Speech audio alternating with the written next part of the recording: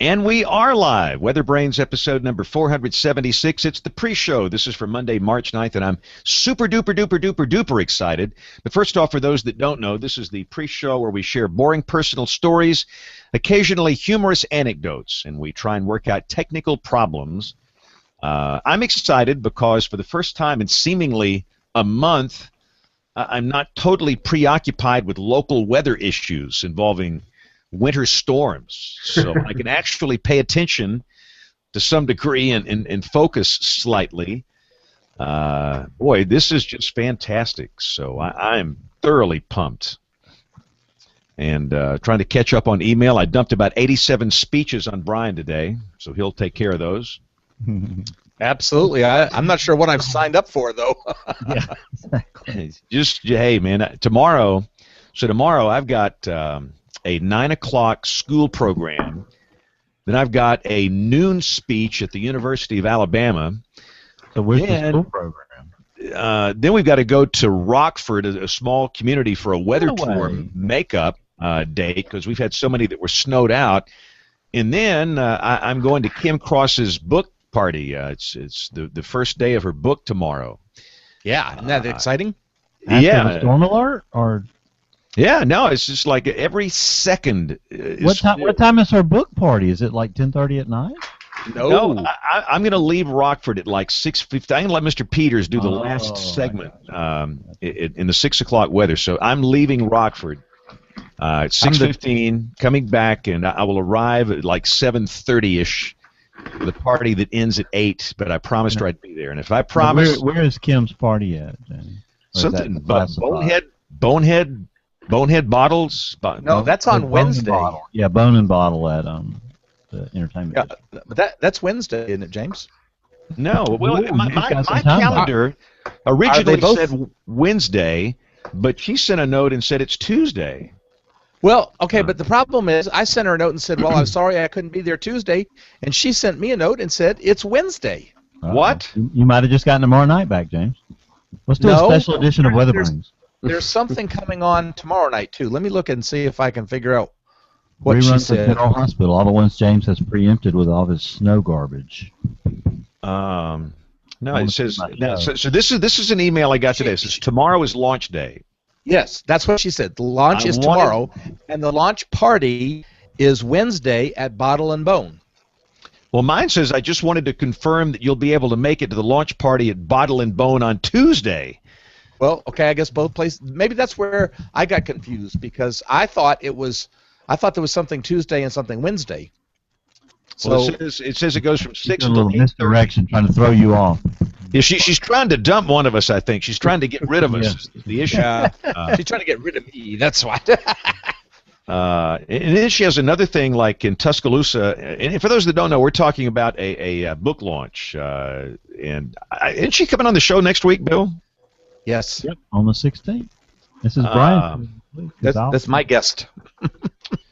No, it's a book about the April 27th, 2011 tornado outbreak. And I'm having trouble putting it down. I was going to say, have you guys had a chance to read it yet? How is it? Is it pretty good? It is. It's quite good, actually.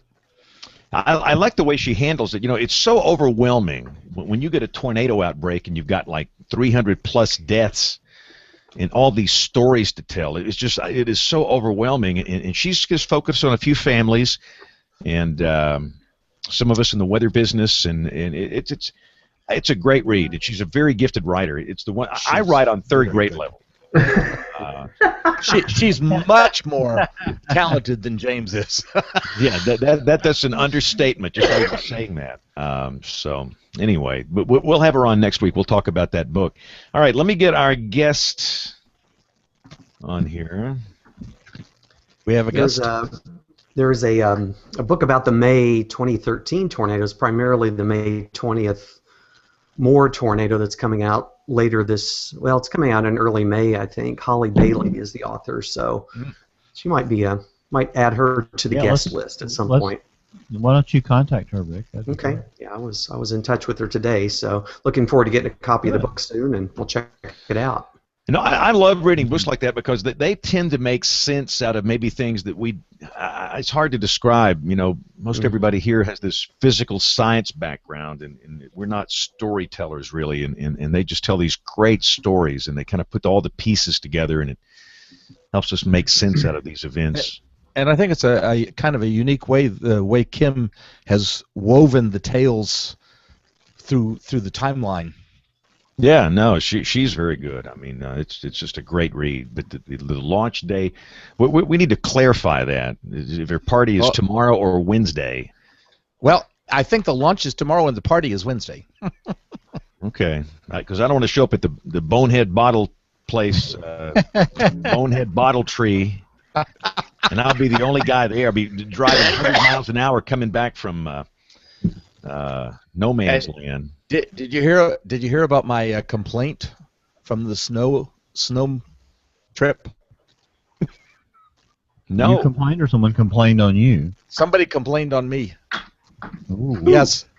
I don't know, but a person mentioned to one of our photographers that I blinded them with the flashing strobes on the chaser.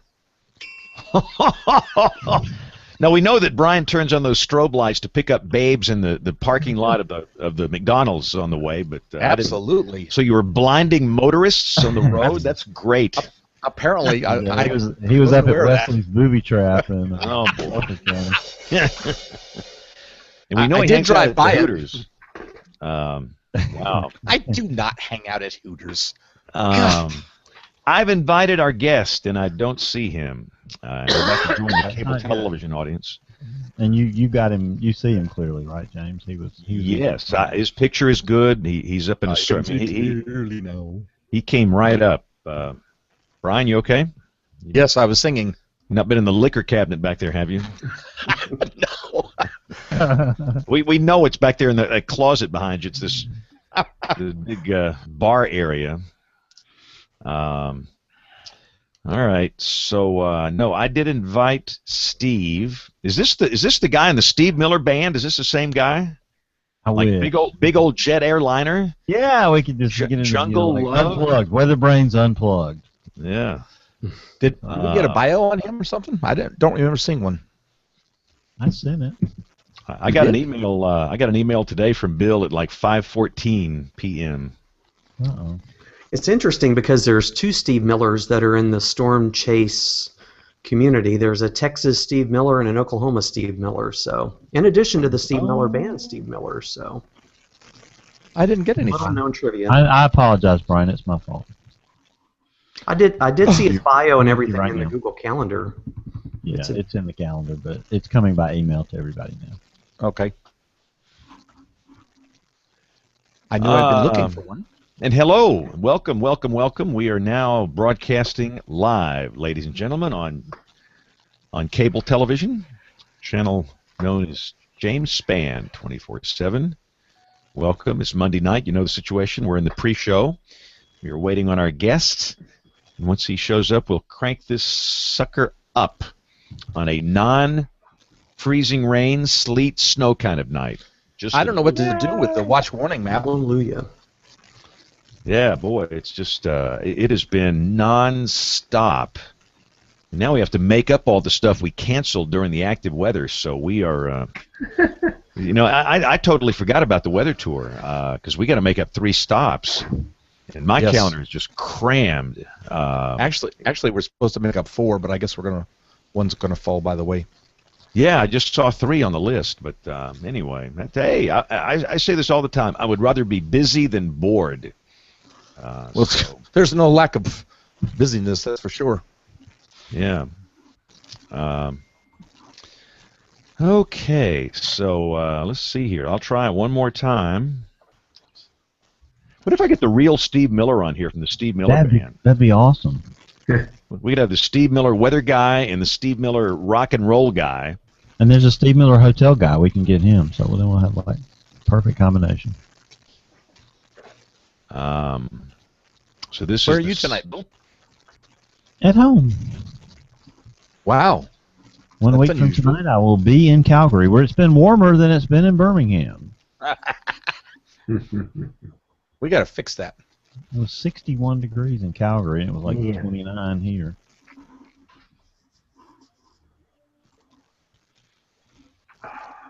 Did you see what Hey, we got Rick? to today? No, what did you get to today? 52. Well, hey, Whoa. John, when was the last time? When was the last time it was that warm there? December the 27th. Wow. I saw one of the guys in Green Bay. He hit 50 today for the first time since November of last year. Yeah. And what's amazing is Saturday morning, it was -3 here. Saturday afternoon, it got to 42. That's a 45-degree jump. Whoa! Goodness. Astounding. That's enough to make you sick, 45 degrees. and probably does. All right. If our guest doesn't show, we'll just start this. I think people liked our homegrown show Yeah, last apparently week. that went well. I had more compliments on that. For a bunch of losers talking about nothing in particular, I thought that worked out very well. I'll run All grab right, my I can phone have to this make for sure you. he hasn't been trying to text us or something. I'll be right back. All right. You smart guys here. What do Some you of us have to work for a living, James. Wait a minute. work? Here comes Nate. This is Nate. So Aubrey is out. Kevin is out. So this means everybody's here but our guest. That's not a good sign. No guest. We'll just do a homegrown show again. I think that worked out pretty well last week. And again, for those of you watching, welcome. Have a large number of people online. Thank you for being here. We'll start this thing officially here in a matter of moments. And again, for those of you watching on cable, we will be starting the show here shortly, waiting on Mr. Steve Miller. Do you know Steve, Rick? Yes, he works right across the street from me, and we've worked together on a couple of things. He's been around here for a long time and active in the storm chasing community, and yeah, so he's a good guy. Hopefully he'll join us. Bill went to find him. And the other good thing about our weather here this week, it is extremely wet in the southern U.S., and we are not dealing with tornadoes this week, which is also a nice thing. Or snow or ice. Yeah, we've already talked about that. We're delighted the fact that we're not in winter storm mode for the first time in like a month, at least where I am. And often when you get out of the winter storm mode, you go right into the severe weather stuff. But it looks like just, knock on wood here, or knock on the mic, a week of just rain and some thunder without flooding and without severe storms. So let's hope that holds up. You just jinxed us. I know. Friday will be a tornado day. Or else we'll have the creeks rising. Yeah. Yeah. Bill's got that look like he's got gas on his face. Whenever you see that look right there, that's not good. Oh, he just hung up. Yeah, he just hung up on somebody. We're going homegrown again, Bill? If we don't see Steve in a couple of minutes, we'll just do another home special. That was getting good last week when I had to leave. That was a good show. Yeah. Bill looks like he's grunting. Yeah, he's got. It looks like he's got gas. I'm just saying. Too much broccoli at dinner will do that for you. Yeah, it needs some Beano or something. Oh, I see. Wait a minute. We have a guest. Here we are. Stand by for takeoff. Steve, can you hear us? I can hear you fine. All right, good. You are WeatherBrains Airlines Flight 101. You are clear for departure. Clear for takeoff. Now Murray hung up on us. I said I wasn't going to be the guest that is hard to get a hold of and all that stuff that you guys are sitting around waiting on, and here I am. That's usually how it works. A dramatic entrance. It happens. All right, let me get this sucker going here. Let's get the recorders going. Recorder 1, track 1, and track 2. And here we go in 5, 4, 3, 2, 1. WeatherBrains! Time to talk weather, the science of meteorology. This is WeatherBrains episode number 476 for the 9th of March, 2015. We are into meteorological spring. Again, just saying that sounds good. I think we were running March the 2nd, the last show we did here. But anyway, thank you for joining us. We are gathering around this well-polished digital mahogany table to talk weather. A couple of parties are out this week. We have Kevin Selly, who is missing in action. Kevin said he had too many plates spinning in the air. Brian, I bet you, it may be John, but Brian, I know that the two of us might be the only two guys old enough to remember. Remember the Ed Sullivan Show? Yes. They bring these guys out with these plates spinning on these tall sticks. And Yes. they get one plate spinning and another plate spinning, and before you know it, it was just like this. A bunch. Yeah, and I think that's what Kevin was talking about. That thing always made me nervous to watch that as a child. But anyway, Kevin is out. Aubrey is out. What was her excuse? She's tweeted something a minute ago. Had a lame thing friend in about a town. guest in town or something. Yeah. Yeah, and whenever she's not here, like half her audience just doesn't show up. I mean, so she tweeted right on the dot here at Showtime, I won't be on WeatherBrains. It's Amanda M. Crawford and her last night visiting. So thank you, Aubrey, for pulling away half the audience. But we've got some faithful that are here. Brian Peters is here. Brian is the internationally beloved meteorologist, former government employee. He worked for the National Oceanic and Atmospheric Administration. Brian, you still getting those big retirement checks rolling in? Are they bouncing, or are they coming through the bank okay? They bounce every month. Oh, Ding, my. ding, ding, ding. Great. Yep. So this is what Rick has this to look forward to when he retires. Absolutely. Bouncing Absolutely. checks from the government. Not anytime soon. Actually, you'll appreciate where I was today at 1 o'clock, James. Oh boy, don't tell me. I was learning about Medicare. What? Oh. Man, how old are you guys? What are you guys? Don't put me in his league. I'm not going to the Medicaid office down here. Wow. You're not that far away either, James. Oh boy, yeah, Brian. This weekend he's going to the prune pageant, and he's in the shuffleboard tournament on Sunday. And I do know how to shuffleboard, dude. By the way, he squeezes in WeatherBrains.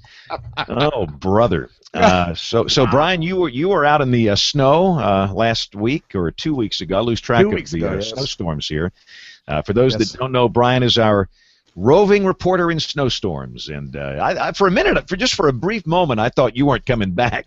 You were going down the country roads. There was nobody else out there, and it looked bad, man. You know, James, I have to say that it was really nice because I spent almost 300 miles in one county.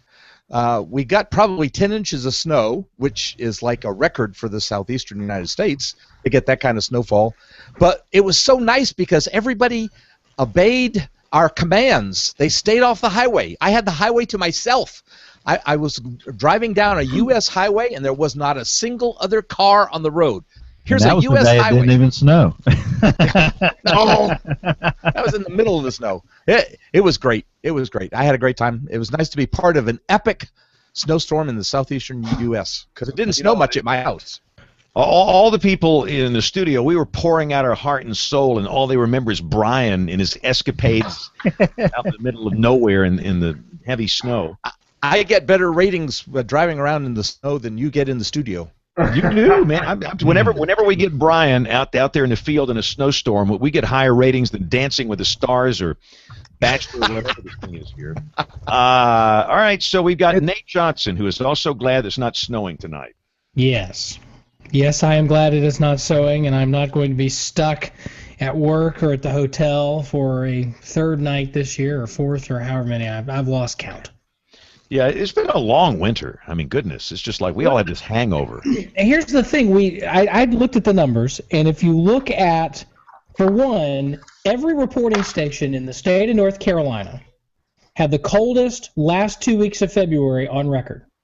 Every single reporting station with more than 20 years of data. I mean, that's mind-boggling. But that took our year, at least here in Raleigh, it took our year from being sort of on the cold side of average, but still well within the middle third, way over to the cold side. Way over. We were the 23rd coldest winter on record out of 129 years. Here at RDU. So and it was really that last 2 weeks, we really hadn't had any snow, really no threats of snow or ice. until those last couple 3 weeks of meteorological winter, and then we sort of got it all at once. And psychologically, we know what that means is that everybody's going to look back at this winter and go, oh, it was a terrible snowy winter. No, it was a snowy 2 weeks. Yeah. That's the way it works in the stats business. Yep. Lies, damn lies, and statistics. So true. Yeah. So John Scala, you were celebrating what? You hit 40-something today? 52. Oh, 52. Yeah, warmest day since December the 27th, and that. Oh, I thought we were talking about age. I did too. I thought John's age. I'm 32. I'm nowhere near you guys. So Dr. John, you are we done with big snowstorms and Arctic blasts? You know, it's looking a lot like that may be the case. It's certainly. 2 weeks ago, I went out and photographed ice on the Conestoga River here, which it is a rare deal to see a spring-fed river ice covered, and it was. Now, we had 8 inches of snow here on Thursday. Friday morning, we broke the all-time record for coldest temperature in March. I worked Friday evening, and I said, you know what? We're looking at another record low on Saturday morning. Well, I was right, but it was a record low for March again, the second morning in a row. Negative numbers. And in fact, at my house, it was the 5th sub-zero low since January 1. So I'm done. I'm done with winter. So Rick, I'm trying to figure out now Oklahoma, you're in between this eastern trough and the western ridge. How did the winter come out in Oklahoma City? Well, it's been a snowier than normal winter. I think we average about 8 inches of snow a year in Oklahoma City. We've had over 14 this year. And you guys are talking about, thank goodness winter's over. I'm thinking that too, but about 5, 6 days ago at this time, me and every other forecaster in the Oklahoma City area was praying for a flake of snow because very proactively, schools and universities and everybody completely locked everything down last Wednesday, shut down probably by 6 or 7 o'clock on Tuesday evening. And the rest of that night and most of the next day on Wednesday was spent peering out the window looking for snowflakes and saying, come on, I see Steve laughing. He experienced this indirectly. So, but anyway, but I'm glad it's over too. I hope we're done with it. But it's been nice the past couple of days. Today was really rainy all day. We got over half an inch of rain, which is great for the drought. But I think it's all uphill from here. Cool. Well, Bill Murray, bring in our guest. Yeah, James. Tonight's guest weatherbrain is an alumnus of Oklahoma State University, the Spears School of Business, where his academic focus fell within marketing and international business. He's been a fixture in the weather industry for over 20 years, where he leverages his business background. Steve Miller, welcome to the show. Hey, thanks for having me tonight, guys. Well, we're so excited to get you here. Now, Steve, tell us exactly what you do. I work at Weather Decision Technologies, and basically I handle their brand management and marketing. Brand management across an international space, which is covering anything from consumer apps like Radar Scope and Weather Radio. We have a new app called Strike that's very similar to Weather Radio. For B2C type things, that's we're pretty much in the app business. We also handle some television. Radar and applications, widgets, I guess you could say, for television websites to support their weather departments. And then on the business side of things, we have APIs out the wazoo that cover all kinds of historic weather. APIs out the wazoo. There you go. Anyway, so basically, I handle the marketing and brand management for that company. So I work with several other companies as well, but I am primarily with Weather Decision Technologies. So now, how big is WDT, Steve? How much can you share with us behind the scenes here? 75 employees. That's pretty awesome. And they're centered at the National Weather Center there in Norman? Right across the street. In fact, right outside my office window is Rick's office. So now talk about Strike for a minute, because that's a new one on me. Some other panelists may be familiar with that app, but I haven't heard about that one. What we did is we took Weather Radio and we tried to change it to It's the same feature set, but we made it to where it would work for outdoors enthusiasts as well as people who play sports. So high school sports, college sports, anything that happens outdoors. So it's just a repackaging of a current product. And so you've done really well partnering with other television stations and things like that as part of your model, right? Yeah, we are working with about 60 different television stations right now in every market. Well, not every market, but I'd say a wide majority of the large stations across the country. Now, Steve, it's sort of a tough business model when you get a pay one price thing and you get use of this forever. You basically, are getting the use of this app for an eternity. How does that business model work for you guys? And are there some plans to do some add-on premium type features in the future? Yeah, that's a really, really good question, because a lot of people are making apps right now in the weather space that they're just really not thinking about bandwidth and server power. So what they're having to do is take an instance and build upon it so that they can continue to sell it. It'll continue to be interesting to people. But then, you have increased bandwidth, you have increased server needs, and your sales tend to plateau. Weather radio is a primary example of that. We had to go to a subscription base for that, so that we could, offer some premium features and have recurring revenue. And I think that's what a lot of any kind of app, I think that's a lot of what's happening right now with in-app purchases and recurring yearly or even monthly purchases. Radar scope. Let me horn in here and stir the pot up. Aren't you guys like competition? You build on a very small scale, yeah. But I guess we experience some of the same things, Steve. Because when you think about delivering 15, 16,000 notifications instantaneously. Yes. On a polygon, that's just phenomenal that we're able to do that, and have it hit. You hear your two Apple devices in the house go. As soon as the weather service chat happens, within 20 seconds. We're living in the future, Bill Murray, and isn't it great? It is just I just love the future. I'm just amazed. So yeah, are y'all in the cloud, Steve, or are you still running your own server? We're running our own servers, and we have to in order to do it efficiently and effectively.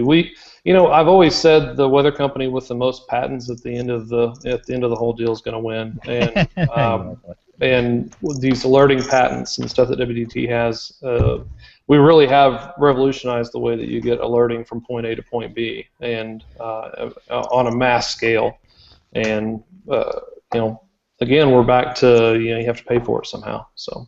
Yeah, that's right. The servers are not cheap, that's for sure. Yeah. Another thing that y'all picked up WDT was Chaser TV. Talk about the evolution of that, Stephen, where it's at, and what the future is for it. Myself and Scott Bennett created Chaser TV back in 2009-ish, and we ended up selling that to WDT. We built it to about 350 chasers, and I'm sure all you guys are familiar with Chaser TV from any number of standpoints, but basically live streaming and for primarily weather, and then we turned that into news since 4G became pretty popular and coverage was good, and then LTE, of course. We were starting to replace satellite trucks and microwave units for news gathering. So anyway, Chaser TV evolved, WDT bought it. That's how I got involved with WDT. About a year later, they called me up and said, "Hey, why don't you come see if you can help us do some work over here?" And here recently, Chaser TV went back to Scott Bennett. So Scott Bennett now owns Chaser TV, and that's the reason. If you guys have our weather app inside your website, that's the reason we don't have Tracker available any longer. So the reason you can't see storm videos in the WDT web-based radar. Well, and the thing that caught my attention, Steve, was that you have acquired the StormTrack franchise. So talk about that for a moment. This is pretty exciting to me because everything that I do seems to revolve around a way to make money, and weather is fabulous for that, because where else can you go and create something with no cost of goods sold? quite frankly, that's why weather has appealed to me outside of the fact that it was a hobby. But when I realized that a lot of information is brought in that I don't have to pay for, all I have to do is add value to it and resell it. That became a primary interest of mine. Along the way, of course, StormTrack, we all read it, back when it was paper. We kind of followed it when it went onto the bulletin boards, and then we followed it when it became a website. And now it became a forum somewhere around the early 2000s. And Tim Vasquez did a fabulous job with it and made it into what it is today. Unfortunately, somewhere in about 2009, 2010 era, social media came along and people started kind of finding different ways, different outlets to talk about things. And unfortunately, StormTrack was a victim of that. We're just, at this point, trying to get it back. So what I've done is I've taken it over from Tim Vasquez. He basically just said, guys, go try and do something with it. And that's what we've done. So we've changed the platform on which it runs. It's on Zenforo now rather than vBulletin, and we're finding tons of add-ons, tons of features, tons of different ways to integrate social into the forum experience, which has been what the board has traditionally been missing. So here we are, and a little bit of time and some money, and we have a brand new StormTrack. I hope you guys have made it over to check it out. I got to check it out a little bit, and it's impressive. And Steve, I'm assuming you've been kind of keeping up with StormTrack for a long time. I know I've got a stack of the old StormTrack newsletters in my office that I came across the other day, and it's wild how far we've come. How has StormTrack, the web version, changed over the last few years? It seems like with the explosion of chasing that I saw lots of changes in there. There was, I don't know, there seemed to be more of an educational aspect to it, lots of new chasers coming in and looking for help. What have you seen that as far as the changes on StormTrack go? Basically, you can track. I went back and looked at stats over the past few years, not few years, over the past 10 years. I looked at stats, and when Twister came out, when a documentary would come out, whenever Storm Chasers came out, anything that would energize the community would also bring in a lot of brand new people. And with brand new people, some of the veterans, me included, didn't have a lot of tolerance for new people. Well, new people are, they're who's going to create content for the site in the future, and that's something that people need to understand, members need to understand. And I think we're getting past that now, but a lot of the hierarchy, I'll say, that happened there, a lot of the issue that happened on StormTrack itself and in the community happened because of an influx of new people who didn't know any better. They were just trying to get in the site, talk about what they want to talk about, not try to learn, and not follow the leader, and that's not necessarily how it needed to work. So hope that made sense. But now aren't there sections on there now, and forgive me, I haven't looked at in detail at the latest version, but aren't there sections on there for like advanced topics or places where new people can forums that focus on the new people where they can come in? I know I've pointed lots of people in that direction. People come up and go, hey, I want to be a storm chaser. What do I do? And well, go look at stormtrack.org to start with. And is there still those sections on there for the newer people? Yeah, absolutely. We highly encourage that now, where before it was kind of an afterthought. Here, you guys go over here and talk about the weather, and we'll have the big kids forum over here. And since then, what we've done is a target area is still going to be off limits unless you know what you're doing. And it's more advanced. It's more meteorological in nature, discussion-wise. And it's something that will probably always be closed off. A primary reason for that is because we have target chasers. We have people who will read those and then drive to the target that we're talking about. So that's that's a problem. So, but anyway, going back to resource-wise, on the website, we have all of the Storm Track magazines now. So, the things that you and I used to read in paper format are all on the website now. Tim Marshall was so generous in allowing us to post all of those. So, a big shout out to him. That's awesome. That's It awesome. goes back to the 70s. 1977. I'm looking at them right now. It's astounding. Yeah. The cartoons. That was the only place you could go to get Chase accounts, and reading those was just like, wow. I can tell you from a Weather Service perspective, I've always kind of, thought of Storm Track as a resource for us. Because I've used it to help, especially back in the day when there weren't so many people out there. It's rare now to get a tornado that doesn't have pictures or video, but, going to verify warnings or going to verify that things happen and soliciting for reports and pictures and stuff. So, I'm glad it's still around. It still has its place, and I'm glad to hear that there's, it's kind of, I don't want to say divided up, but there are places for all levels of chasers and enthusiasts in there. So, good deal. I appreciate the work that you've done on it, and glad to see it back. Yeah, I'm real happy. We've had a really good response to it.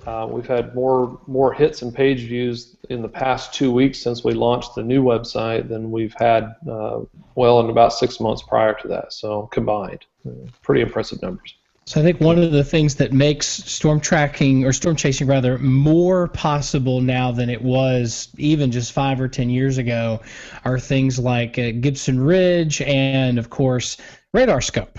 And I don't know a meteorologist worth his or her salt that doesn't have radar scope on their iPhone or Pickle 3 or radar scope now on their Android device. I've got it on my Mac. It's one of those apps that I think we all look at these free apps and think, I don't want to pay $2 or $3 for this app for my $500 phone. And but that's one of the ones that there's no question. It's like, take my money. So, but this was one of those things that was developed outside of WDT and then bought and brought in, and I think though overall the result has been positive. But tell us about that. It seems like with a number of different things, you guys have developed some things in house, and you've developed some other things through acquisition. And are there things that what's the next great thing? What's something that somebody wants? If somebody wants to get bought by WDT, what do they need to be making? Oh gosh, right now anything that's GIS related, if you're looking to be bought, it's mapping. Look at go to mapbox.com sometime and just take a look around at what they're doing. Any kind of census information that anybody can do that's related to weather. Mm-hmm. Some of the stuff that Ryan Maui's doing over at Weatherbell, where he's doing census information. How many people are going to be below freezing? How many people might see 2 inches of snow? This kind of thing. All that stuff is what's that's weather.com headline fodder right there. 80 million people in the path. 80 million people in the path of 50-degree weather. It's what sells. It's what sells. As for radar scope, I have some good news for you guys. Yeah. Do we need to roll the breaking news open? Yeah. Just hang on a minute. You can't do that without this. We interrupt this program for a CBS Radio Net Alert Bulletin. Go. All right, MacBook people, MacBook Pro. Here we go. We're gonna do. The Mac version of Radar Scope is gonna have a Pro option, and that's gonna be released here very soon, James. I'm getting out my credit card right now. Now the question, and I think you and I talked about this on Twitter back when Pro was released for the iOS devices. What's the price point? Will there be overlap? Can I credit? Will one subscription cover both? Can I roll it in? What's that look like? It'll be $200 a year. Just kidding. It's gonna be $10 a year. Did you hear how quiet it got? It was real quiet. I expected a little bit of delay there that was the sound of James Spann's credit card going. No, it'll be our $10 a year deal.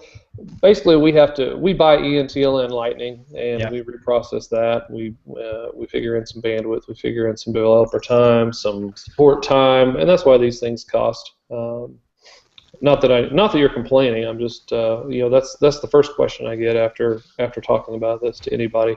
Oh, it's a $10 app. Now I have to do a $10 yearly subscription? Well, for the Mac, it's like a $35 app. Yeah, that's a good point. But a $10 a year subscription is okay. Now, will it be let me subscription or an additional for the Mac? It'll be $10 a year additional. Okay. So you have your Mac, your base radar scope, and then you have the. So let me ask you a question here. I'm going to jump in. Steve, when are you guys going to come in and do a full-blown broadcast graphics box? These jabronis come in here. They take some piece of junk Windows box and they charge you $20,000 for something that probably costs $800, and then you pay $50,000, $75,000 for the software, and you pay in thousands and thousands and thousands a year. You guys, I know you're coming in the market. When is this going to happen? I'm afraid we're not. We're going to leave that to WSI and Barron's. Yeah, it's just they've just saturated the market. There's no. Do you realize? And I know you come at this from a business standpoint, but there is. AccuWeather got out of the market because their stuff, God bless them, it wasn't as good. And I don't know why their stuff never got off the ground. Barron's Omni, a decent competitor to what WSI is doing. WSI and Weather Central, it's a juggernaut. I mean, there's no arguing that. But if you go to the AMS broadcast conference in Raleigh, North Carolina, June 9th through 12th, 2015, we look forward to seeing you there. Everybody take a drink. Yes. If you come and you pull people aside, coming and going from they tell you, look, we want another choice. We want another, two folks in that market is not enough. If you were to ask 95% of the people in the business, and I realize there's it's a small number of grand scheme of things. Your number of potential owners of that product is limited, but companies like WSI and Barron have found enough revenue in it to make it work. Is there any chance that y'all would change your mind on that and jump into a market that is crying out for a little more choice? Not WDT, but I've been known to fund businesses. So if somebody is out there listening, if one of you guys are interested, let me know. I'll be happy to listen. So we have a VC guy on the show with us. This is great. We can get funded for a new business here. I think Steve should fund WeatherBrains. We need about $8 million in salaries.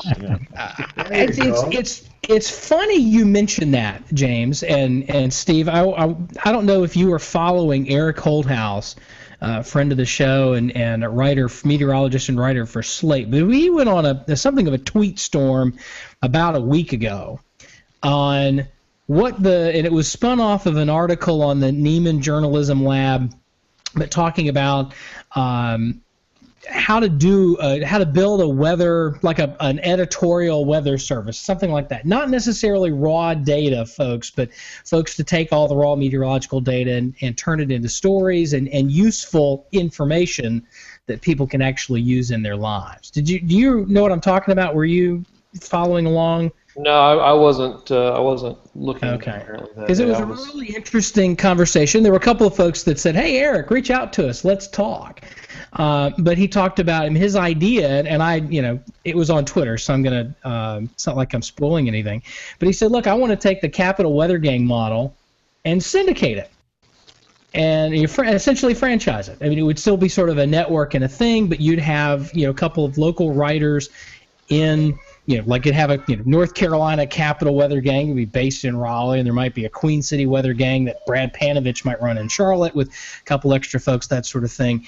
Again, going a step beyond what the Weather Service does, not so much a role that consulting meteorologists would do, but folks to find the weather angles on all the stories. And one of the big things here this week has been how the school system is dealing with all of the snow days. We've had 8 snow days in the span of 2 weeks, for the Wake County Public School System, and they announced one thing, and then they said no, they're going to do something else, and that's got the parents all upset, that sort of thing. But there's a weather angle to just about every story, and sort of going at it, sort of what Eric is doing for Slate on that all weather is local and that sort of thing. What do you think about that idea? Is there enough? Do you think there's a business?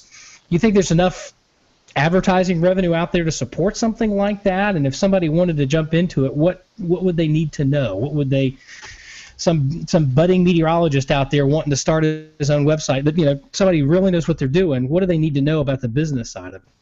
I think there's a tremendous upside on advertising. There's no question about that. Capital Weather Gang, the thing that I note about them, the thing that just really stands out to me is that they are able to source information that nobody else seems to have. I mean, their stories are original. You see me tweet, and I'm tweeting something that either they've written, somebody else has written, or maybe one of my blogs is going to be something that's based on something else that I've read that maybe I have an opinion about. So you have to find a special type of person who knows, like you said, about weather, about meteorology, has the mind to write at a level that the layperson can understand, and then third, find advertisers who want to kick in on it. Now, Capital Weather Gang, they use primarily Google Ads, and you can target those to that specific audience. So I think it would be pretty easy, pretty inexpensive to get started. So maybe it's just a matter of doing it. Is that the future of weather? I mean, will it go past the Weather Service? I mean, the show last week was all about TV and social media meteorology. I mean, is that model where you've got a handful of folks local, and they're really producing more for a digital platform, not so much necessarily an app, but producing articles and interpreting forecasts, making forecasts, but then interpreting forecasts and say, we have 3 out of 4 chance that the feds will close, OPM will close everything in DC for the day, that sort of thing. Do you think is there a future in that? Is that the future, or do we need to dig deeper than that? No, I don't think it's the future. I think it's a thing for right now. What I think personally, a project that I'm working on right now is crowdsourced models. I want you and 100 other meteorologists to go out and look at the 0Z run and run it through your own head, and then go out and pick a target on a map, and then create a heat map out of that would basically populate. It's a human model, a crowdsourced weather model for just an index type, just for main event type stuff, tornadoes, hail, wind, winter weather. I think that ultimately you're going to be looking at people are more visual. People aren't going to read. People aren't going to take away what you want them to take away. You need pretty colors, and you need something that's really easy to use. So I hope what I've just said made sense, but that's one of my current projects right now. And being a non-meteorologist, I have to surround myself with people who are much, much smarter than I am. I just have the ideas. Hey, let me ask a few questions about WDT. Yeah. Steve, this business kind of came out of nowhere, but maybe it didn't. When they came in and bought out Mike and Radar Scope, that's when a lot of eyes got on WDT. What's the core business of WDT? What brings in the most revenue for the company? Well, a lot of it is you guys. We do about $1.8 million in just doing putting radars and weather widgets and information on your websites. So television, digital media, consumer side of things. I have we support 250,000 versions of Radar Scope, or instances, of Radar Scope. Weather radio, we're well over 300,000. So there's a lot. Whenever we got into the consumer space is whenever we started to get noticed. B2C, we're selling data, we're selling APIs, we're selling raw information that other people are making into something pretty for an audience. So, how many employees do you have? 75. And you're based right across the street there from Rick. Yeah. And radar. So I feel obliged to ask, are you hiring? Yeah. I'm asking for a friend. We're always hiring. Yeah, right.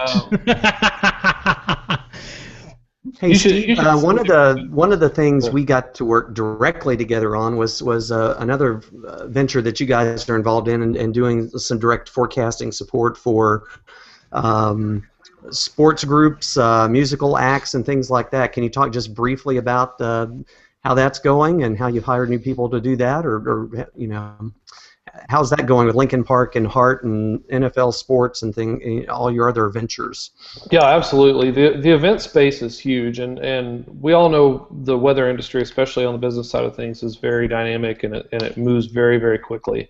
We're fortunate to have some senior management at WDT who can see into the future, and that is extremely helpful. And one of our SVPs, David Vandenhavel, he realized that the event space was a hot market for getting weather information ASAP. You guys have seen in the news the different things that have happened to stages, stage collapse due to wind, stage collapse due to tornadoes, stage collapse, lightning near a stadium, evacuations and whatnot.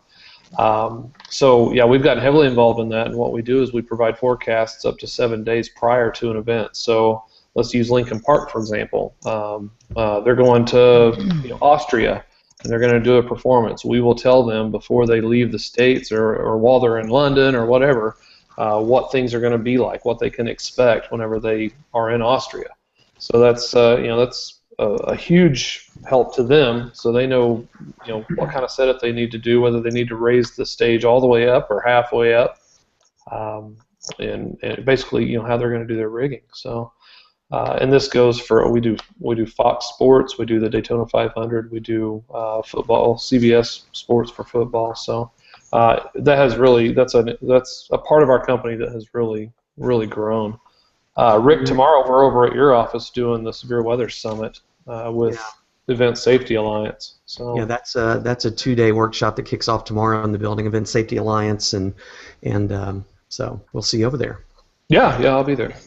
So is a big company going to buy you up, or are you going to buy little companies? You're going to be a big fish. Where are you guys going from here? Right now there's a lot of acquisitions going on in the private space. I don't know. I can't speak for WDT.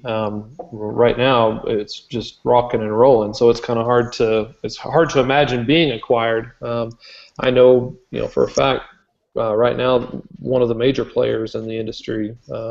Mentioned earlier in this show is gobbling up small 2, 3, 4-man shops all over the country. And who is this now? Come on, be specific. We're just talking between us girls here. I'll answer for him. It was AccuWeather. Yeah. So is WDT going to buy Barron Services? Oh no. You know what? We partner with Barron. We actually do. We provide. We work with Raytheon now, where we distribute their AWIPS 2 product overseas, and we work with all kinds of different people, but Barron we work with for their hardware. So now, one of the things that I ran across, this has been a couple of weeks ago, I think it was SAIC that's getting ready to release a public-facing AWIPS 2 like workstation on the web thing. Do you guys have anything to do with that? Are you providing any data for that, or is that separate from Raytheon stuff? Yeah, they're providing the data stream for that. My understanding is are you guys familiar with Simu AWIPS? Yes. Mm-hmm. Oh yeah. Very nice program for free. And in fact, one of our guys, our operations VP, owns that. So he's done a fabulous job with that. But anyway, yeah, very similar platform, and we do not have the data stream. Now we can provide a data stream for something like that. If one of you guys want to start up a business. Well, Steve, speaking of a business, just looking at your consulting page on your website, maybe you could talk a little bit about the kinds of cases you're involved in. Are you specializing with the 3 CCMs that you have, or are you rather relatively broad-based? Oh, we do it all. When it comes to maybe you should refine your question, and I can answer better. We do have 3 CCMs on staff, and I can't say that we do a lot of consulting. When it comes to the basics like court cases, But we do a lot of large insurance company verifications. So, if they're trying to figure out if a neighborhood was hit, in 1998, then we're going to go out and do some forensics work on that, and our CCMs handle that. Okay. By the way, John and Brian are for hire. They are asking for $900,000 a year plus free meals. So very subtle, some extra James. help. Very subtle. Yeah. We signed him up for our agent there, huh, John? That's right. Yeah. So you got 3 CCMs. How many CBMs do you have? I do not know. What is a CBM? Nate, please explain. Certified broadcast meteorologist. Certified broadcast meteorologist. It's essentially the broadcast version of a CCM. Yeah, we have 0. Well, I think you got a couple of guys here that are asking for a friend. we're just asking for friends, I'm just saying. I mean, wouldn't it be great to have a CBM on the staff there? I mean, but no, I was very surprised when you said that you're not going to enter into the television graphics business. I think a lot of people in this business think that you are, and it was very surprising to hear that. It's interesting, James. One of the things he mentioned was they didn't start to get noticed until they started doing consumer stuff. It was getting in the radar scope and that sort of thing that got them noticed, that got them on the board with the public. And that's, I think, one of the reasons why I don't, we've probably got the wherewithal here at the station I work at to do something like that. And I know we've got a chief that would love nothing more than to kick them all to the curb and do something himself. The problem is, your market is limited. There's 210 markets. If you're generous and say you've got 4 stations in every market, you've got fewer than 1,000 customers, and that's a lot of dev work. Even if the data are free, even if it's all wide open, if you haven't had your hands in the GRIB2 spec and the NetCDF spec and actually dealing with those data types, it's not for the faint of heart. And so you have to have some technical knowledge. You've got to have computer developers that can get into it and get their hands dirty with that code, and then you got to maintain it. And that's as much as we knock on the Barons and the WSIs, and before that the Weather Centrals and the AccuWeathers on the exorbitant data fees for everything. It costs. It ain't cheap to run a call center. Those people take money, and to pay somebody to stay up late and to deal with your problems when your morning meteorologist is 5 minutes away from having to go live at 4:30 in the morning and they have no data, they're not going to be very happy. So you have to pay people to deal with that sort of abuse. Not to say that anybody in TV is abusive, of course, but So I think that's the one thing that sort of weighs on me whenever I've given it some thought, and around here, whenever we've pitched it to our management, they've said the same thing. It's like, who else would we sell it to? Because it's not cost effective to develop it on our own. But the margins have to be extremely huge selling this stuff. I mean, come on. But so let me just address the other rumor out there, Steve. Steve's going to get tired of these rumor questions. So you're buying Ryan Maui and WeatherBell. Is that true? That is untrue. Is Ryan Maui and WeatherBell buying you? That is untrue. No, again, from my perspective here, and again, I'm not joke you public, but what Ryan is doing and what WDT is doing, they pique my curiosity more than anybody else, because they provide products and services that really appeal to me. These are products and services I need. They're reasonably priced, and I just like the path you guys are going down. So, but I've heard rumors that you were going to acquire WeatherBell and those guys. So that no truth to that. No, we're actually competitors. Not necessarily recently, but whenever they went into the commodities information market into that space, that made us competitors. About the only relationship we have with them is they use an IMAP radar on their main page on their website. So love their stuff. Ryan does a fabulous job. His colors are amazing. Back to the visualization of things. They're doing a fabulous job. I just hope they just keep going, keep building. There's not enough options out there. It drives me insane because we bring in all the same stuff that he does. We pay the full licensure for global ECM data and do everything we're supposed to do, but we do not have a way to display that kind of information publicly behind a paywall. So I wish we did. So, do you have a relationship at all with the weather company and those people? No. No, we used to. When Weather Channel was Weather Channel, we provided them with raw data, but we didn't. We've since moved away from that. Okay, they're like this unknown. I don't know much about them, but one more question. People have asked me this: that on your app, your warning app, it used to be called IMAP Weather Radio, and now it's called Weather Radio by WDT. Why the change? Because of email protocols. The reason is IMAP. Anytime you do a Google search, IMAP Weather Radio, it would start bringing up information about email, how to set up your IMAP account. IMAP. Top 3 in IMAP. Yep. Wow. So so? And again, people occasionally will ask me. I used to have this, and now these guys quit making the app. So I guess you just have to educate people that you've changed it. Yeah, no, it's the same app. All we did was we just dropped the IMAP and added the WDT at the end. That was my fault. Apologize. See, Bill Murray hung up on us. I was going to ask him a hard question. He always hangs up at the most inconvenient times. But he has a product called MyWarn, and you have Weather Radio by WDT, and I was going to ask you guys to sell me on him. Tell me why I should. Yeah, no. I wanted to get a good war started here, and Bill hung up on us. So WeatherBrains grudge match. Yeah. Fact is that there's no difference between the information that we're processing. It's just I think that we're probably processing information faster and getting the alerts out faster than anybody Shots else. fired.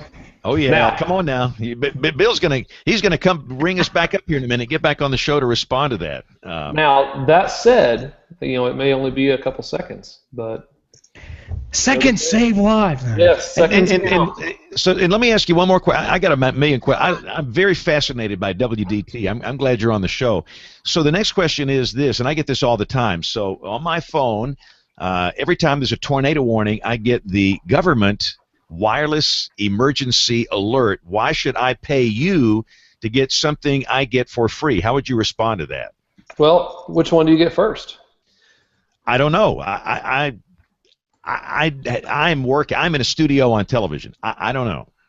Yeah, we haven't done a formal study, but we've found that the government stuff comes out in batches, and ours is a rolling alert, if that makes sense.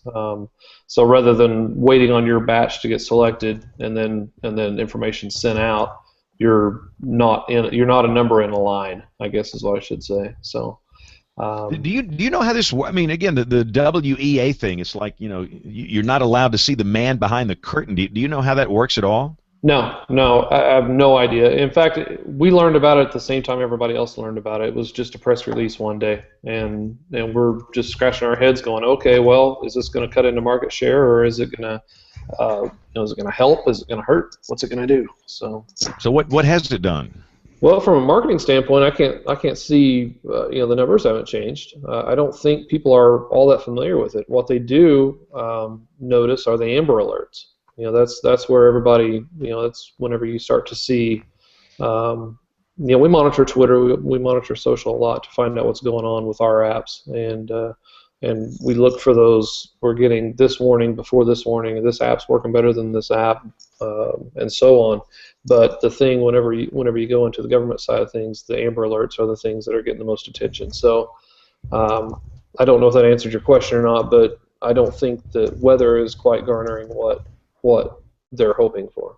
Well, how I defend you guys, you and Bill in the private sector, I say with like a WDT app, Weather Radio, you've got full control of what you get. If you want to get all these different products, you can get those. If you just want to get a tornado warning, that's all you get. Well, with this government thing, you don't have any choice. I mean, you turn it on or you turn it off. Isn't that the way it works? I mean, yes. Yeah, you either have it or you don't. And when you have that thing activated, what do you get? You get a tornado warning and an Amber Alert. What else? Any kind of national emergency. Maybe Rick can talk to that. Flood warnings, tornado warnings, flash flood warnings, dust storm warnings. What? And Amber Alerts. And here comes missiles, kiss your rear and goodbye alerts. And blizzard warnings were on that list, but they aren't anymore. Is that right? Blizzard warnings and ice storm warnings used to be on the list. They have been removed. Ooh. For what reason? Probably because the Weather Service likes to issue those at 3 or 4 o'clock in the morning with their forecast packages, and I think that had something to do with it. They're not urgent life like act right now or you're going to die types of messages typically, so they're a little bit longer fused. So I think I wasn't involved in it obviously, but that's what I think. I think they should add a dense fog advisory to the WEA list. Oh my gosh! Issue those things at 3 in the morning and wake everybody up. But all complaints to James@span.com. Exactly. So the other thing is, how well does the WEA work when it comes to knowing where you are? The one thing I'm impressed with, and again, look, it's no secret, I'm a customer of yours, Steve. I mean, I've got this on my phone. I use all your products and services. I'm a fanboy. But that's why Bill hung up. You don't own his app. He knew it was coming. I was on the WDT thing before Bill had an app. I didn't know he had an app. And I've got Bill's app too. They all work great. But it seems like your app works very well with the location services within these phones. And if you are within a warning polygon, you get it. And if you're not, you don't. That's some voodoo there. How does that work so well? And it works very well. You know, we're working on some stuff now where we can calculate the path of the tornado, and we will not further refine that within the app because Rick's listening, and I don't want to upset him. But go ahead. I've never seen Rick mad over anything. I'd love to see it. After last week, you can't upset me about anything. Go ahead. Oh, what happened last week? I don't want to talk about it. I had nothing to do with it, I assure you. Sure. Yep, but no, again, it's just amazing to me how well this works. And the one, and we've talked about this earlier in this interview. You know, the one thing this costs $9.99 or whatever, and I try and remind people, goodness, what does a weather radio cost? I mean, and does it do the same thing? Is it storm based? And also say these can fail. In the next, one more question, I promise I'll let you. We'll move on to the next thing here. I've got a question too. Okay, well Nate's got one more, but have you had a meltdown? I say every system can fail. There is no fail, proof system. Have you had a meltdown on your end with servers or whatever, Steve, when with severe weather, when you got a big event? Absolutely. Last November, I believe it was, a large event was affecting Chicago, and we had an outage. I'm not real sure what caused the outage. I wasn't on the post-mortem on that, but it was a big deal. And you want to talk about watching social media light up? It certainly does in a great big hurry whenever we have a problem. But I want to touch on the weather radio part that you just mentioned. And I don't think we do a real good job at marketing this, but we want weather radio for a mobile device to be a backup. You should have two methods of receiving information, and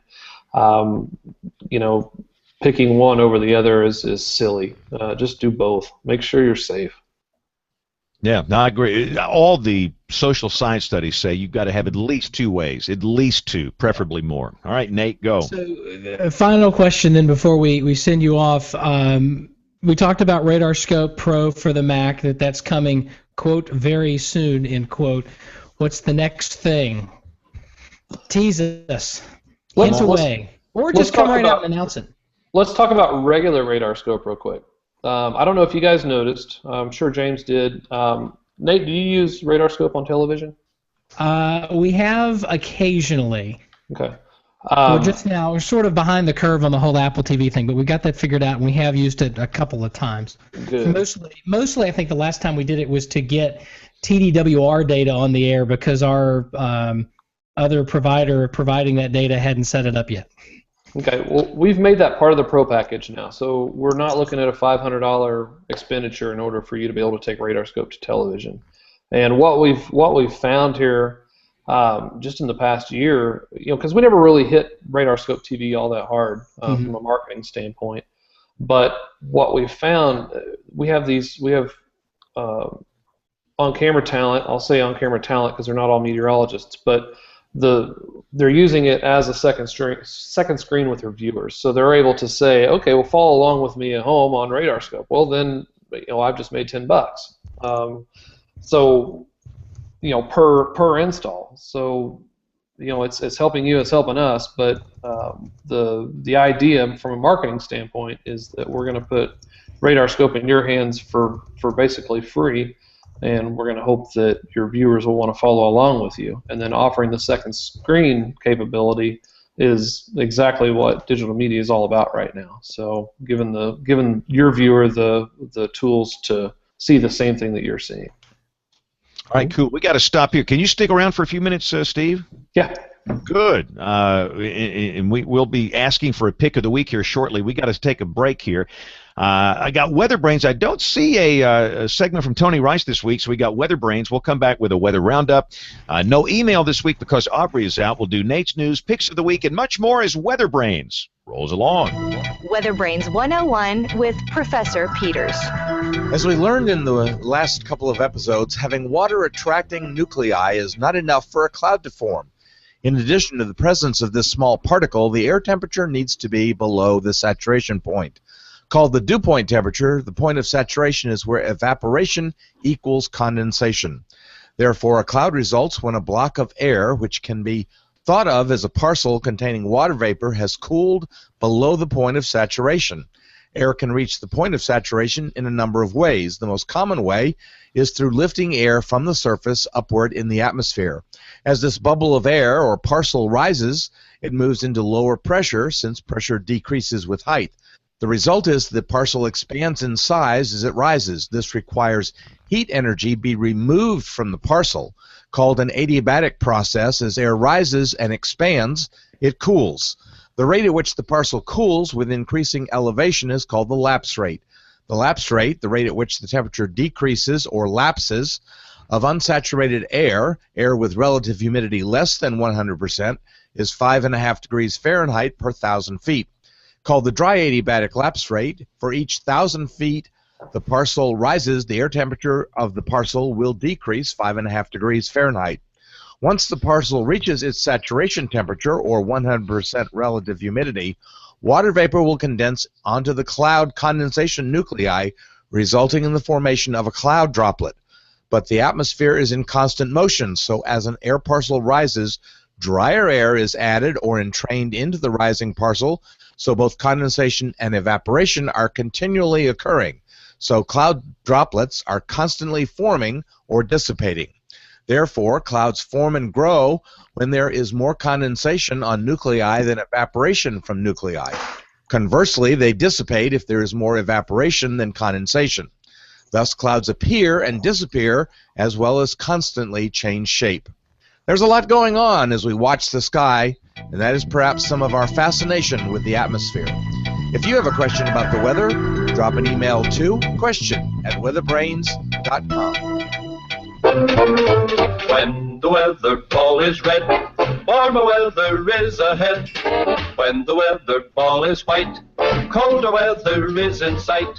When the weather ball is green, no change in the weather is foreseen. When colors blink by night or day, precipitation's on the way.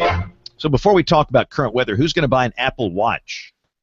Steve, are you going to buy an Apple Watch? Oh, absolutely. Cool. I was a little disappointed that the life on them is only 18 hours between charges. Yeah, and here's the thing: for some clown like me that gets like tweeter notifications all day, I mean, it just doesn't stop. That thing's not going to work more than 6 hours. I mean, even this big old 6 Plus, it's got a huge battery in here. But when this screen's on all the time with notifications, you got a problem. And I'm afraid if I get that thing, it's going to work for 6 hours and just die. So I don't know. So you get it and you do a review and you write it and we'll buy it based on your recommendations. We'll put RadarScope on it for you. There you go. There you go. I'm about to say it's kind of a little screen there, but that'd be awfully cool. All right, spring, the big thaw.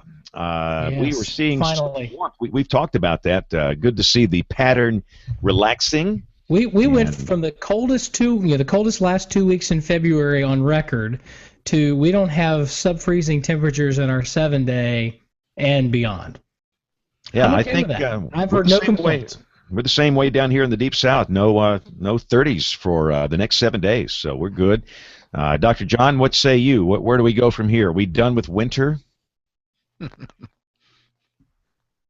John, you are muted, sir. Not anymore. Not anymore. Yes. No, we're not done with sub 32 temperatures up here. No doubt about that. And we still have quite a bit of snow cover around, but we are melting like a fiend. So we are looking at some rain coming in tomorrow. It'll be light. In fact, I'm just looking at the big view here on the screen. See if I can pull that up for everyone. You got a lot of moisture coming in across the south, man.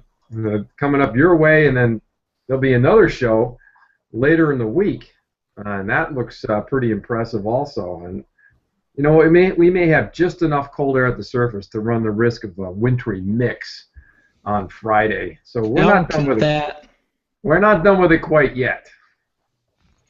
Yeah, and down here where we are, some of the biggest snows have occurred in March and early April, so we're not saying it's over, but boy, it sure is good to get out of this for a while. And Rick, you got some rain out there, huh? Yeah, we did get some rain today, a little bit more than I was expecting, but nobody complains about the rain here usually. So, so that's a good thing. And parts of the state got half inch or more, which is awesome, and helped to wash all that sand and salt and stuff off the roads that was piled up after last week's snow. So yeah, it's we're warming up the rest of the week, drying out, and it'll feel like spring. So Rick works, in fact, Steve is up there too. You guys work with the biggest weather brains in the world. What are your thoughts on the spring tornado season? You go first, Steve. No, Rick. Please, you. I'll give you my standard line. We don't know. There'll be tornadoes in Oklahoma, and it only takes one. So. Yeah. Nobody likes that answer, but that's the answer they get. Oh, that's a great line. You know, look, if there is one tornado in the whole state, and it's on your street, come down your street, that horrible year, your worst year ever for weather. We set a record low last year. I mean, we only had 16 last year in the state. So, if I had to bet, I would think we'd have more than that. But whether it's 17 or 200, nobody knows. Yeah, you know, we've gone through a whole decade with very slow tornado seasons, and I always look back on the decade of the 80s, and we had tornadoes, but I mean, generally speaking, that was a very quiet decade, and just maybe we're in the midst of a quiet spell here. But you're right, nobody. I don't even like to. I'm not a big fan of forecasting beyond 5 days, much less a season in advance. So, all right, well, let's move along here. What we're going to do, we're going to skip through the email segment. We'll do a double email segment next week. And there's always news when it comes to weather. If it's news happening, then it's news to us. Here's Nate. It's all news to us. Yes. That a 20-some-odd-year-old weather satellite blow up at the beginning of, yes, it blowed up there in the sky. This was an old Defense Department satellite, not used a whole lot for civilian work, and had mostly been retired. But it went on and blowed up at the beginning of February, and that was confirmed by a couple of folks here late in February. An article came out last week. They're having to steer some other satellites around the space junk that was created by that, but overall, it's going to be just fine. If you're into learning, and I hope you all are, we're always learning, there is a course called Changing Weather and Climate in the Great Lakes Region. It's from the University of Wisconsin in Madison, and it is being offered through Coursera.org. The course is available through the end of this month, and there's no charge to do it, and there's still some time to complete it. So 4 sections with the course. If you're interested in the changing weather and climate in the Great Lakes, you can check out Coursera, COURSERA.org, and search for Changing Weather and Climate in the Great Lakes region. Speaking of cool things, John Wetter, a former alum of the show, mentioned that registration is now open for the Minnesota Severe Storms Conference being held on April 11th, so that's in about a month from now, Saturday or Sunday after Easter. This will be at the University of St. Thomas in downtown Minneapolis. A great lineup for this one. Harold Brooks and Skip Talbot will be anchoring our invited speakers list, along with a radar and forecasting workshop. And hey, he says you may even hear about Hopworth too. You can sign up at MNSSC or Minnesota Severe Storms Conference.org, and you can also follow them on Twitter, MNStormCon, and friend us on Facebook. An interesting article here from the New York Times. New York City is going to alter preparations for the disabled in upcoming disasters. So this is pretty good stuff. A lot of things have to go when they talk about evacuating folks and whatnot. And one of the publics that they're having to deal with specifically are folks with disabilities, differently abled folks. And so of course, now the New York Times site is not loading, so I can't get into detail about that. Come on now. But anyway, Daniel Lucas sent us that link there. Certainly some good news that they're taking a closer look at that and hopefully be able to serve folks a little bit better. Here we go. Sweeping changes, according to Benjamin Weiser in the New York Times.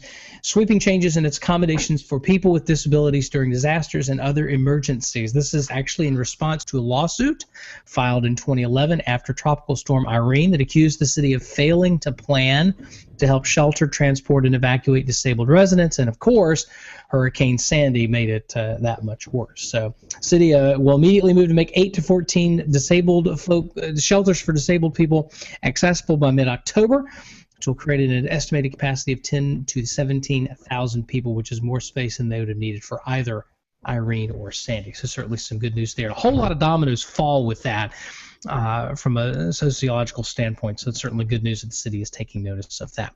That is all the news we have for this week. If you'd like to send us a blurb or something, shoot us a note. Email at weatherbrains.com, or you can tweet me at NSJ on the Twitter, and you can also post it on our WeatherBrains Facebook page. Time now for picks of the week. Yeah, we go around the horn here. We have a pick that is weather-related. So, Steve, fair warning, you'll be coming up here in just a second. This could be a website, hardware, software, anything related to weather, sometimes not even related to weather. Mine is a page from NOAA on what seems to be a weak El Nino that is getting underway. Let's go to Brian. Brian, do you have a pick of the week for us? And great minds think alike. I'm also picking a NOAA website, and that is a website that is talking about the climate for February 2015 and how the warmth in the west balanced the cold in the east. High amplitude, baby. High amplitude. Yep. Absolutely. All right. So Dr. John Scala got a pick for us this week? Yeah, I'm going to take over for Tony Rice tonight. I'm going to pick an article that talks about the Mars rover opportunity. And why is that so interesting? It was 11 years ago. Can you believe that this mission was launched? This little guy's been running around on the Mars landscape, and it is now up to 26 miles, just short of 26 miles, 385 yards. Does that number mean anything to anybody? 11 years is about how long it would take me to walk 26 miles. That's a marathon, guys. 26 miles, 385 yards. So it's actually in an area called Marathon Valley on Mars. Thank you very much. Wasn't it Mars that... No, it wasn't. Who was it that ran the original marathon? I don't know. Getting my mythology mixed up. No telling. All right, thanks, Dr. John. Between Athens and Sparta. All right, Rick Smith, what's your pick of the week?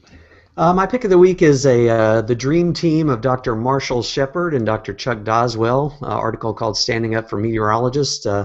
Came out on the Weather Underground blog the other day in response to a Wall Street Journal article that was kind of not... I was a humorist, I guess, that wrote the article, but it wasn't too kind to meteorologists. So this is the two doctors' rebuttal to that. Yeah, those guys, you get those guys together, that's some brain power right there. No, that's a good read. That's a great pick if you've not had a chance to read that. All right, Nate, what's your pick of the week? To answer my own question, I think I'm pronouncing this correctly. Philippides or Philippides? Who? Philippides. Yes. He ran the first marathon, and then this is why I don't do it. He promptly collapsed and died. Oh, don't say that. So I'm not touching that with a 10-foot. I know lots of people that run lots of marathons, and that's not a guaranteed outcome. But when the first guy to do it, yeah, I'm just going to let that go. Anyway, my article or my pick of the week is the seminal article about daylight saving time. This is produced by the Department of Energy of the state of California, and it is a fantastic resource to learn about daylight saving time, what it is, what it isn't, why we do it, and the fact that it's not daylight savings time, it's daylight saving time. You want to make your local weather guy twitchy, add that extra S. Don't do it. Just daylight saving time, or better yet, John Oliver on Last Week Tonight this week did a great thing. He's like, why is this still a thing? Yeah. Why? I don't know. Check it out. All right. No, Brian, we had a news director. If you said daylight savings time on the air, his underwear would start flapping up and down his leg. You know the guy I'm talking about. But for all of us in the weather world, it just means you get the model data an hour later now. So, which nobody likes. I mean, that doesn't help anybody. No, it really doesn't help me. I mean, especially for this newscast, we're about to go on television in a few minutes. It's not good. All right, Mr. Steve Miller, the Steve Miller Band. What is your pick of the week? We are anxiously awaiting. Today I got home and I was looking through my news feed, and there was an app that came across called Deep Weather, and it's just for iOS, and it's extremely simple. It just gives you the forecast discussion from the Weather Service office that's closest to your current location, or you can set your home location or location anywhere else. It's a free app with I think it's $1.99 for the in-app purchase. Which takes away some advertising, but just pretty simple. Forecast. What did you call deep purple, deep what? Deep weather. So in other words, these people are they wrote a web wrapper around pulling up, doing a GPS query, and then pulling up an AFD that they didn't write and displaying it to the user, and they're making ad revenue or $2 an app on that. I am in the wrong business. Do you remember a while ago when I said that there's no cost of goods sold in weather? Yep, you're exactly right. But Steve, you're a business guy. What is the crappiest weather app ever made? All of them but yours, James Spann. You know what?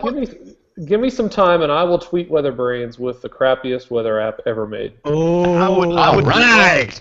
This is a tease, right? Everybody go follow Steve. I mean, his Twitter ID is up on, and for those that are not watching, it's Steve Miller OK.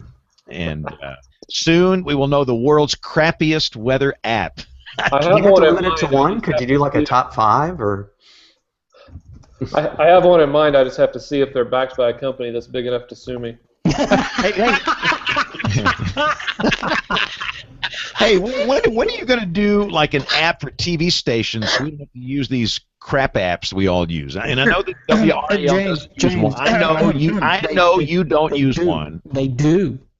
Yeah, absolutely. I can white glove you one. You're familiar with that, the weather radio white glove. I can make one just for you. We have these new jabronis that own us here, and I don't know. I need to go find out who owns us these days and make that happen. Because who bought you? Sinclair Broadcast Group, the world's largest owner of broadcast television stations. And I honestly don't know these people. And anything I've just said to offend Sinclair, it's all Brian Peters' fault. Oh, thank you. I better not tell that story. I'm like Steve. These guys might have big suits that are going to sue me here. All right. Anything else? I'm like the second in the newscast for some reason tonight. At least I'm not the lead in the newscast tonight. Are we done with our business here? No, I want to know when you're going to buy the entire First Alert Storm Team their own copy of Radar Scope so we can go on the air like you. Oh, we'll cut a deal with the Steve Miller Band and see if we can make that happen. What exactly is it that you need? Well, but Brian wants his own personal look, and you're going to do Radar Scope Pro can go right to television now, right? So yes. That solves that problem. I mean, come on, Brian. So how do I upgrade my my Radar Scope on my Mac to that? We'll have that out probably. Well, I'm not going to say an exact time frame in the very near future. Very near future. Okay. And you'll get a prompt on your Nice Mac. try, Brian. You almost had him. You almost had him give us a date. Thank you, Steve. No, and again, we can take these Macs right to air with AirPlay going through an Apple TV. It's very easy. I mean, it's like an iPod or iPhone or iPad or whatever. It's very easy to do. So that's fantastic. I'd love to see more on-air talent get into. And let me just say this. I'm not doing this. I'm not pumping sunshine up his skirt because he's on the show. But if you see me lately, I use it a lot because our vendor, their products are just not good. Brian, you've been in that chair over there. I mean, I know. You look, and I'm not going to say which one, but you can probably figure it out. But you look at a velocity display coming off this, $10 billion graphics system. It looks like mud. You look at it on radar scope. It is just as clear as you're right there in front of it. And yep. I don't. I'm not here to pump up any vendor. I'm here to provide information and products and services to people in real time during a weather crisis or a weather emergency. And I don't care where it comes from. I need good, accurate information where I can tell a good story. And it has worked out beautifully for me. And, it's just the way it is. So that's your 10-cent plug there, Mr. Steve. Yeah, and that's why you'll never see a bunch of extra stuff on our maps. Extra just stuff. I don't know. I know how to explain it, but it seems like everybody wants to add to their radar, and we're keeping it simple and making a great product that works. Yeah. It's just like the 3D and all this stuff. Where you tilt the map and you got I'm with you on that. I'm with you. John, you know what I mean? I'm with you 100%. Yeah. Why is it then that some, and not all, and thankfully not mine, but station managers seem to love that stuff? Well, it's because they don't spend time in the Target and the Walmart where real people are. They're sitting in the throne room. And they just, well, this is cool, and we're going to dictate what people like. You can't do that in this business. You have to give people products and services that they find useful. And if you start tilting maps and doing this 3D stuff with these big color blobs and, look at the rotation, it's just like a bunch of blobs. It doesn't mean anything. I don't understand what it means. So I think keeping it simple is a very, very wise thing. And speaking of the time, I just noticed I got to go do some television. You were just getting good and ranty. Come on. I know. I could carry. Hey, Steve, thanks for coming on the show this week. Absolutely. Thanks for having me, Steve. Thanks a lot. Great discussion, Steve. Yeah, if you want to get in touch with us, the email address, it's email@weatherbrains.com. Our social media accounts are on the website, weatherbrains.com. We'd love to hear from you if you listen by iTunes. We love those iTunes comments as well. We typically do the show Monday nights at 9:30 Eastern, 8:30 Central. Most people watch it together at live.bigbrainsmedia.com. And, of course, you can see the video replay across YouTube and all kind of platforms here. So on behalf of the entire WeatherBrains crew, I'm James Spann. Thanks a lot for listening. Have a wonderful weekend. God bless. Hey, thanks, guys. That was a great show. Good show, guys. All right, y'all have a good week. I got to step across the hall. Bye. Bye.